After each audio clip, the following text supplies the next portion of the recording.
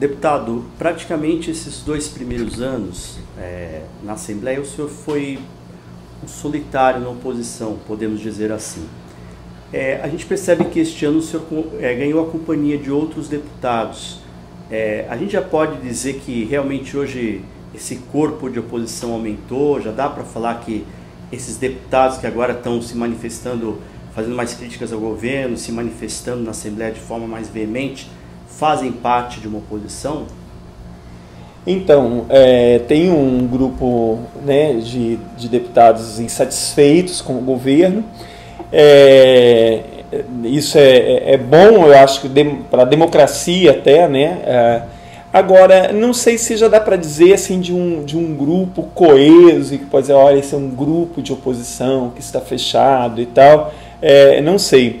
Mas, em todo caso, esse momento eu acho que é um momento bom para a Assembleia, é um momento bom para a política capixaba, quando mais parlamentares passam a pressionar, a questionar o governo, a ter posturas mais independentes e mais críticas. Eu acho que esse é um bom momento. Agora, eu acho que é muito cedo ainda para afirmar que esse grupo permanece assim. Há quem aposte, inclusive, que esse grupo vai aumentar até o final do ano. Mas eu não tenho uma certeza absoluta ainda de que esse grupo permaneça. Eu espero que sim. Eu acho que isso é bom para o Espírito Santo, inclusive. Mas está cedo ainda para dizer. De qualquer maneira, o senhor acha que isso se deve a um processo de fragilidade política do governador Paulo Artung e também da mudança da mesa diretora, que houve uma mudança bastante significativa, né, dos membros da mesa diretora? Eu acho que isso se deve, eu não sei se a fragilidade ou se isso se deve a essa forma de política do governo Paulo Artung. Essa forma de agir nas sombras, essa forma rasteira de agir na política, eu acho que se deve muito mais a isso, né? Então a insatisfação de como se deu a eleição da mesma, coisa decidida dentro do Palácio Anchieta e não com os 30 deputados, né? A questão, né, do Teodorico Ferraz, como ele foi descartado pelo governo, né, e pelos próprios pares que até então eram seus aliados e que usufruíram, né, da presidência dele, e o governo articulando ali por trás, né, corroendo de alguma forma. Então eu acho que é muito mais isso. Então essa insatisfação vem dessa política do governo achar que ele pode intervir nos poderes do jeito que ele quiser e armar as coisas do jeito que quiser, e que todo mundo sempre vai estar satisfeito, e sempre por medo, ou por temor, ou por obediência, sempre vai aceitar passivamente essas interferências que são bruscas e são ruins, sempre ruins, nunca são boas. Então eu acho que se deve muito mais a isso, e talvez tende a aumentar essa insatisfação, talvez com alguns políticos caindo na real sobre como o governo age de uma forma, às vezes, pequena e rasteira. Agora, embora a base ainda seja bem ampla na Assembleia, a gente percebe que há um gasto maior de energia por parte do governo para poder conseguir atingir determinados resultados que antes a gente via que eram conseguidos com mais facilidade. Eu destaco, por exemplo, um projeto de aumento do período da licença maternidade que durou 3 ou 4 sessões na Assembleia para serem aprovados. Há uma insatisfação também da base dentro da Assembleia. Há uma insatisfação da base, sim, também, pelo menos de parte dela. Você vê até pelos discursos, pelos posicionamentos de alguns deputados que são ali da base aliada, alguns que não se manifestam publicamente, mas você vê pelos corredores ali alguma insatisfação de volta e meia de alguns governistas. E para além de tudo isso, né, da insatisfação de parte da base, desses 7, né, porque o meu caso não é insatisfação, eu nunca estive satisfeito com esse governo, então não é uma coisa pontual, assim, tudo isso que aconteceu agora é o que eu estou dizendo desde o começo de 2015. Então, somando a essa insatisfação com essa forma do governo agir, há uma falta de tato do governo, através do seu líder, de lidar com isso. O deputado Gildevan Fernandes, ele tem a habilidade de um rinoceronte numa loja de cristal. Então, assim, eu não entendo como ele é o líder do governo. Eu acho bom que ele seja, porque ele só vai desgastando mais o governo. Mas, assim, eu não sei, eu penso que outros deputados muito mais habilidosos, eu imagino que não tenham sido convidados, ou então não quiseram assumir esse desgaste. Porque, pelo menos assim, por mais que eu discorde do governo e dessa forma, mas existem deputados muito mais habilidosos. O deputado Rodrigo Coelho, por exemplo, é um deputado infinitamente mais habilidoso, né? E mais polido. Acreditava-se, inclusive, que ele fosse escolhido como líder do governo. Né? Então, eu não sei se ele não foi convidado ou se ele não quis. Eu até acredito que ele não quis, tá? O próprio vice-líder, o deputado Jamir Malini, é muito mais habilidoso do que o deputado Gildevan Fernandes. Então você soma toda essa forma pequena de agir do próprio governo com a inabilidade do líder do governo de lidar com essas questões do plenário.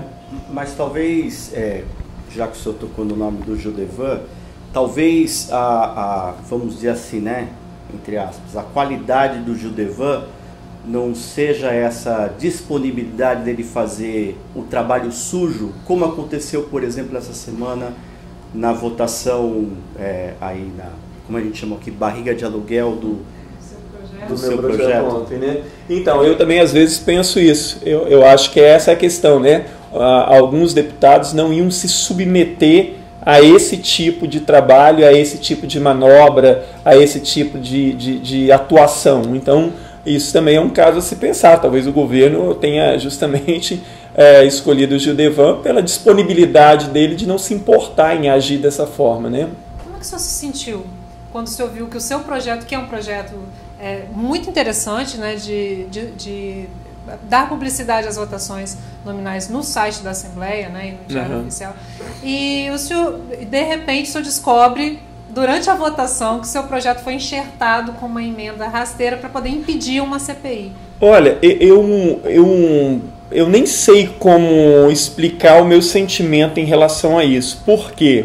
Assim, para aqueles que estão nos ouvindo, né, o meu projeto de resolução ali para mudar uma parte do regimento, para dar mais transparência. Então, assim, o meu projeto dizia que, a partir da aprovação, todas as votações nominais têm que constar no site, para que as pessoas possam consultar como os deputados votaram ou deixaram de votar. O que é como acontece na Câmara dos Deputados. Exatamente, o que é fundamental. Hoje é muito difícil conseguir essa informação no site. Ótimo.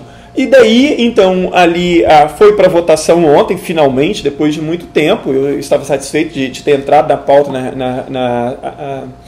na sessão extraordinária, e aí o líder do governo ali em conluio, né, com a mesa diretora e com a secretaria da mesa, enxerta uma emenda que não tem absolutamente nada a ver com a minha proposta original. A emenda do deputado Gildevan, que foi acoplada ao meu projeto, versa sobre questões relacionadas à CPI. Uma clara manobra para impedir a continuação do andamento da CPI da CESAM, proposta pelo deputado Euclério Sampaio. Quer dizer, foi uma forma medíocre, pequena de se fazer isso, porque isso não guarda relação nenhuma com o teor do meu projeto.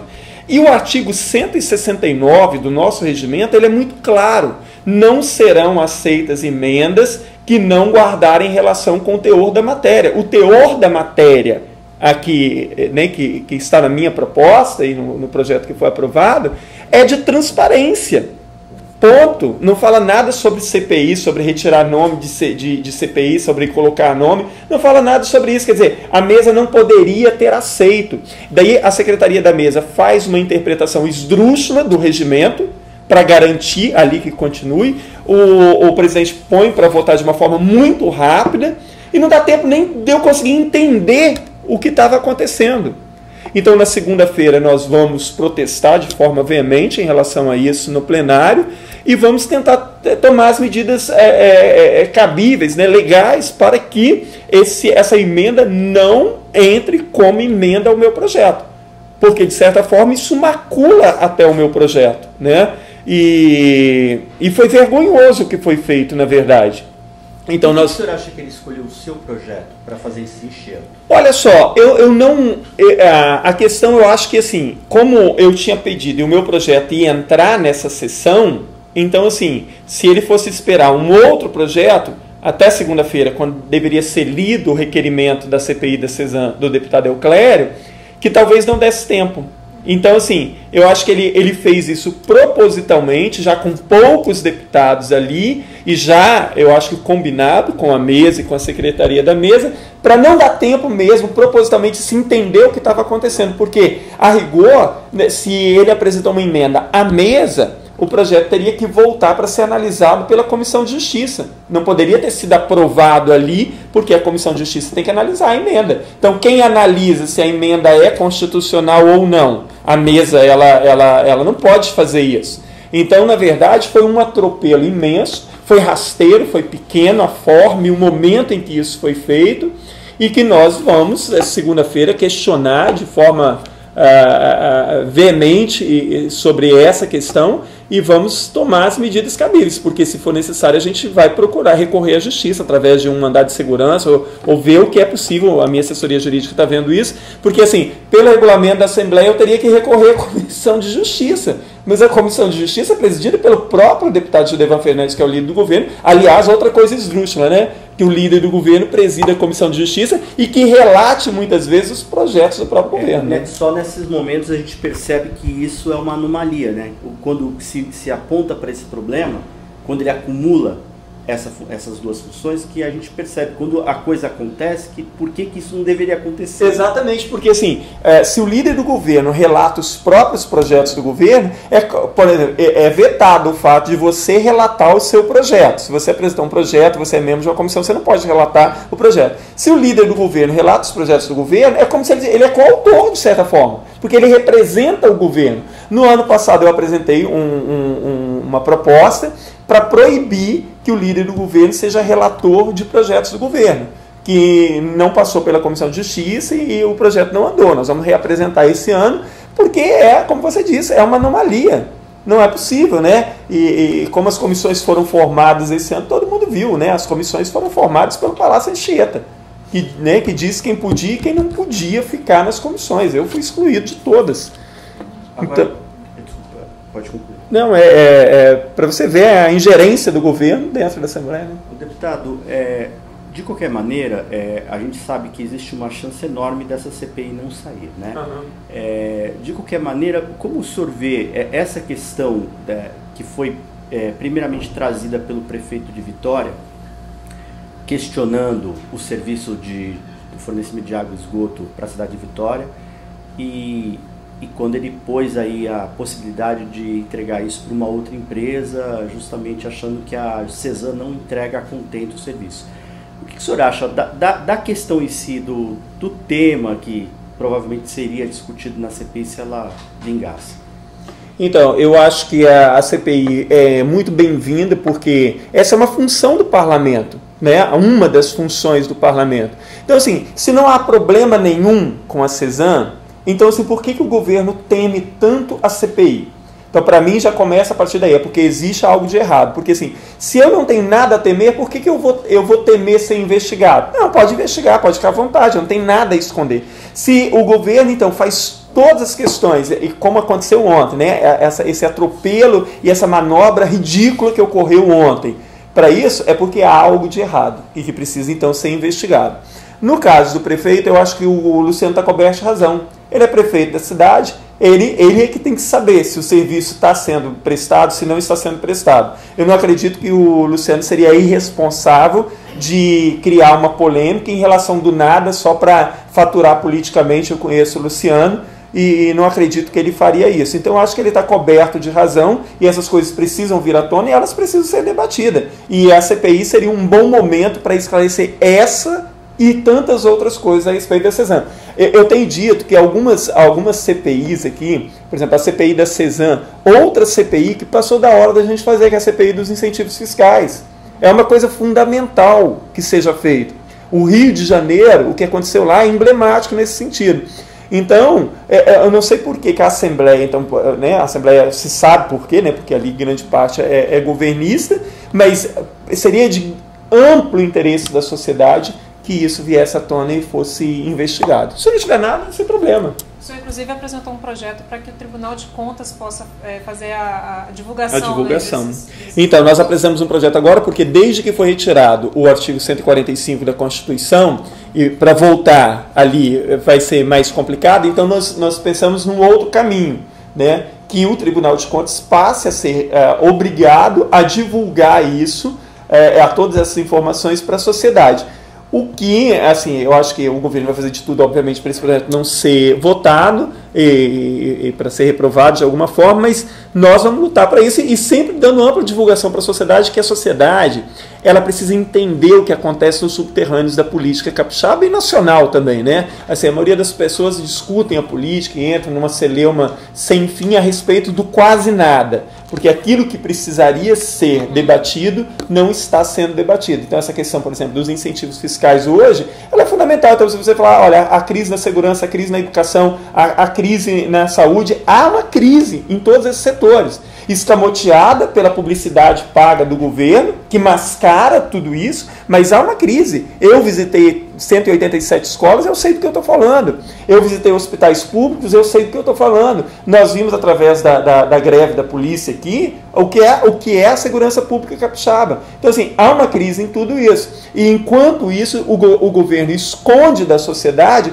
quanto é que ele deixa de arrecadar de dinheiro público, usando a desculpa mais esfarrapada do mundo. Eu não posso divulgar quanto eu te dou e quanto eu te dou de incentivo fiscal, porque eu estaria quebrando o seu sigilo fiscal. Ora, não está quebrando sigilo fiscal nenhum. Eu quero saber quanto e por que você está deixando de pagar tantos por cento de impostos, porque incentivos fiscais constituem-se num mecanismo importante, sim, para o desenvolvimento, para atrair investimento.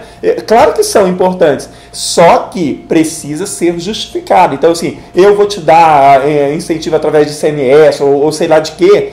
Por quê? Então, assim, qual é o ativo que você traz para o Estado? Você vai gerar quanto de emprego, você vai gerar quanto de desenvolvimento, você vai trazer tecnologia.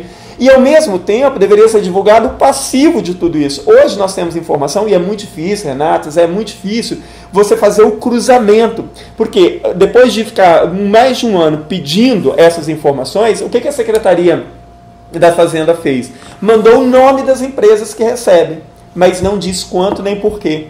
Então fica muito difícil você saber. Agora, por exemplo, nós estamos tentando, e nós vamos continuar trabalhando em cima disso, a gente sabe, por exemplo, que tem empresas de São Paulo, por exemplo, que elas abriram um escritório aqui, registraram aqui para se beneficiar desse incentivo fiscal, mas elas não geram um emprego aqui no Estado, não traz desenvolvimento nenhum e tal. Ou seja, não há justificativa. Não há justificativa. Outra questão, como eu não sei por que e quanto, e é uma quantidade de empresas muito grande, por exemplo, a empresa X lá que é distribuidora de não sei o quê. Então você tem que ir atrás para saber quem é o dono. Tudo bem, hoje você não dá mais para você fazer cruzamento de empresa que doa para candidato, porque a empresa pode doar mais. Mas quem são os executivos, quem são os donos dessa empresa, para que eu consiga fazer o cruzamento entre aquele que recebe o benefício fiscal e aquele que está doando para a campanha. Então, assim, é uma caixa preta, e o Estado do Espírito Santo está perdendo muito dinheiro, e aí vocês viram nos jornais, a Polícia Federal vai começar a investigar empresas que devem 9 bilhões, mas isso em nível federal. Se elas devem 9 bilhões à União, elas devem quanto ao Estado do Espírito Santo? E a população não percebeu a jogada que o governo fez. Nós tivemos um refis proposto pelo governo em 2015, um novo refis já em 2017. Olha, imagina uma coisa dessa, 2 refis em 2 anos. Agora, não bastasse isso, está lá para ser votado em regime de urgência um outro projeto do governo que ainda vai retirar mais multas e juros, etc., de devedores de outros impostos. Quer dizer, é um incentivo atrás do outro à sonegação. E quem é que está sendo beneficiado com isso? Você não vai me dizer que é seu Zé da padaria e tal, ali da esquina, que é seu João do mercadinho, que são os grandes beneficiados. É óbvio que não.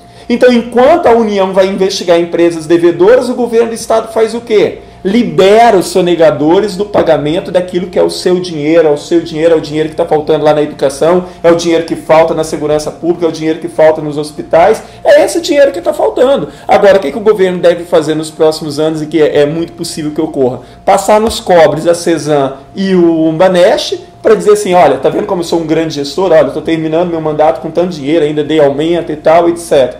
que é o que provavelmente vai acontecer aqui no Estado. Deputado, voltando um pouco, passando pelo tema educação, a gente tem recebido, o senhor que visitou quase 200 escolas, sabe muito bem, tem propriedade para conhecer muito bem essa situação, mas a gente tem recebido, e eu acho que isso atribui muito ao trabalho que o senhor fez na Assembleia, uma série de denúncias, não para de chegar, denúncia de escolas reclamando de superlotação, de fusão de turmas, essa coisa toda que o senhor já tinha apresentado quando o senhor esteve nas escolas. O que mudou? Melhorou alguma coisa? Piorou? Qual que é a perspectiva para isso mudar de alguma maneira? Porque a gente vê muito, inclusive, numa das sessões o senhor fez até uma correção.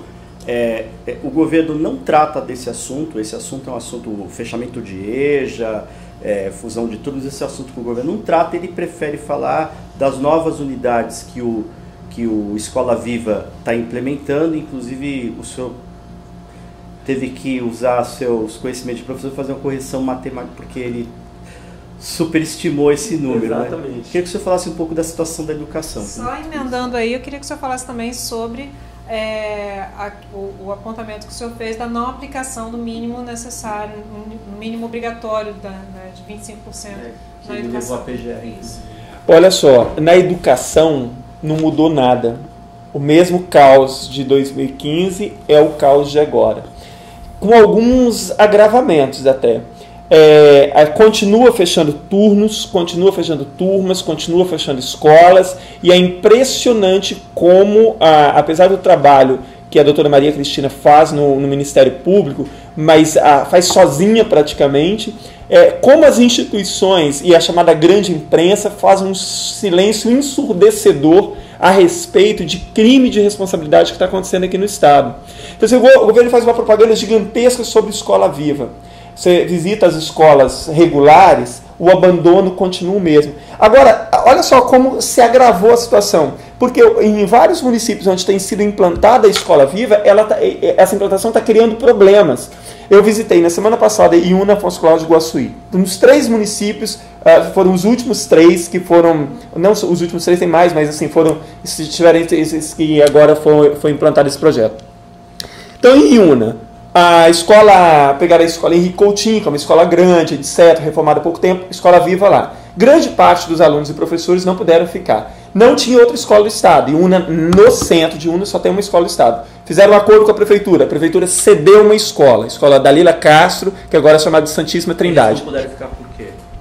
Porque não queria ou porque não podia. Porque assim, a ideia de que todo aluno pode ficar o dia inteiro na escola é uma ideia imaginária. Parte não pode, porque trabalha, tem que ajudar a família, porque faz estágio, porque não sei o quê. Não pode, não fica. E alguns porque não querem ficar mesmo. Porque o ensino integral ele tem que ser opcional, ele não é uma obrigação. E os professores, porque houve uma seleção e muitos professores têm 2 vínculos empregatícios. Trabalha no Estado, trabalha na prefeitura, né? Ou trabalha ali em Una, trabalha em Minas.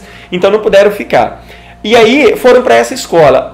Aí, olha só, o patético da história. Os alunos do ensino fundamental da prefeitura foram tirados dessa escola e foram colocados numa faculdade. Olha, essa faculdade tem estrutura para receber aluno de ensino fundamental, criancinha. E para dentro desta escola foram os professores e alunos que saíram do Henrique Coutinho. Eles foram avisados disso no primeiro dia de fevereiro, no dia 6 as aulas começaram. A escola foi construída há muito tempo e nunca houve manutenção e reforma. Ela precisa de passar por uma reforma muito grande. Você fala que era de uma escola de educação infantil. Exatamente. Adolescente. Então, ela precisava, antes de mais nada, ter passado por uma ampla reestruturação. Não aconteceu. Então, assim, o diretor, os professores estão fazendo ali das tripas coração para oferecer o melhor que for possível dentro daquele espaço, mas causou um dissabor imenso. Em Iguaçuí o problema foi um pouco menor, mas houve problema também, porque em Iguaçuí tem 2 escolas do Estado. Então os alunos que não ficaram no Monsenhor Miguel de Sanctis, que é onde foi instalada a Escola Viva, foram para essa escola, mas a escola está superlotada e precisa também de ser reestruturada. Mas ali, ainda em Iguaçuí, o problema foi um pouco menor. Em Afonso Cláudio aconteceu a mesma coisa que em Iguaçuí. A prefeitura cedeu uma escola, que eles chamam de escola espelho, a escola que não é a Escola Viva, para que professores e alunos que não quisessem ficar na escola Afonso Cláudio, onde foi instalada a Escola Viva, e lá é uma escola na frente da outra. E aí, Antes, essa escola é uma escola que até não é tão ruim, mas ela precisava ter passado por reestruturação, por equipamentos e tal. Ela não tem equipamento, ela não tem computador, não tem material de educação física, as salas não tem ventilador. Então, assim, as salas são super lotadas. Aí, em Afonso Cláudio, olha o que o governo fez. Não abriu o primeiro ano do ensino médio. O próprio regulamento da instalação de escola viva diz que na cidade tem que ter uma outra escola que ofereça as mesmas modalidades de ensino. Não abriu. Os pais, então, se uniram, vieram aqui no meu gabinete e tal. E aí, esta semana, nós também abriu, quer dizer, está terminando o primeiro trimestre do ano. Essa semana, quarta-feira, foi aberto a turma de primeiro ano na escola José Cupertino, que fica na frente. E aí, como as escolas vivas estão muito esvaziadas de matrícula, o tempo inteiro o governo fica mandando gente da superintendência, e aí tem que deixar eles entrar nessas escolas, assim, com discursos mais ou menos assim: olha, essas escolas que vocês estão é muito ruim, a escola boa é aquela. Olha só, os professores e alunos têm que viver com essa situação ainda. Então, assim, não é uma questão só de que o governo está mascarando, mas o problema que ele tem criado, e isso foi criado em Ecoporanga, lá na escola, entre a escola Dom Daniel Comboni e a escola Ecoporanga. A escola Ecoporanga tem 1.600 alunos, uma escola que não tem quadro de esporte, tiveram que desativar a sala de informática, o laboratório de ciência, tudo para transformar em sala de aula, como a José Cupertino e Afonso Cláudio. Porque o número de alunos das chamadas escolas espelho é infinitamente maior do que nas escolas vivas. Os alunos não querem, e são vários motivos. Olha só, como alguns pais de Afonso Cláudio disseram assim: eu não vou colocar meu filho numa escola que eu nem entendi direito como é. Porque não há uma preparação, assim, olha, para entender, para que as pessoas entendam claramente o que vai acontecer e tal. É tudo feito a toque de caixa, para que o governo cumpra a meta até 2018 de fazer pelo menos 30 unidades dessa. Mas esses problemas são recorrentes. E aí o governo fala assim: nós já estamos atendendo 10.000 alunos nas 15 ou 17 escolas vivas que tem. É mentira, são 6.100, 6.200 no máximo. A Conde de Linhares, em Colatina, uma cidade daquele tamanho, a Conde de Linhares, que é uma escola estruturada, que funcionava ali, curso profissionalizante integrado, né? O aluno fazia ensino médio e o curso técnico ao mesmo tempo. Uma escola que foi reformada, fica no centro de Colatina, ela está com 186 matrículas. Uma escola que cabe no mínimo 1.000 alunos. A Daniel Comboni, em Ecoporanga, que foi construída nova praticamente pelo governo Casagrande, e a Marita Mota em São Mateus, tem no máximo 400 alunos, escolas que cabem 1.400 alunos. E você está fazendo a conta pela capacidade de vagas, né? Então, pela capacidade de vagas, exatamente, porque no ano passado já, quando só tinha 5, já tinha 600 vagas ociosas, assim, mais do que o volume de uma escola, né? E, assim, só para complementar, a questão ainda mais grave aqui no Estado é que o governo não está cumprindo, desde 2011, não cumpre os 25 mínimos de investimento na educação. Só esse ano a educação perde 700 milhões. A maquiagem nas contas da educação começaram a ser feita em 2009, a educação vai perder, segundo o Ministério Público de Contas aqui do Estado, até o final de 2017, quase 4 bilhões de reais estarão sendo perdidos pela educação, para o governo estar usando esse dinheiro para outras questões. Cansados de denunciar aqui, nós denunciamos na PGR, em Brasília, na Procuradoria-Geral da República, para ver se ali anda, porque isso é um crime de responsabilidade. Ninguém está autorizado a não cumprir a Constituição, principalmente o governo, numa área tão prioritária quanto a educação.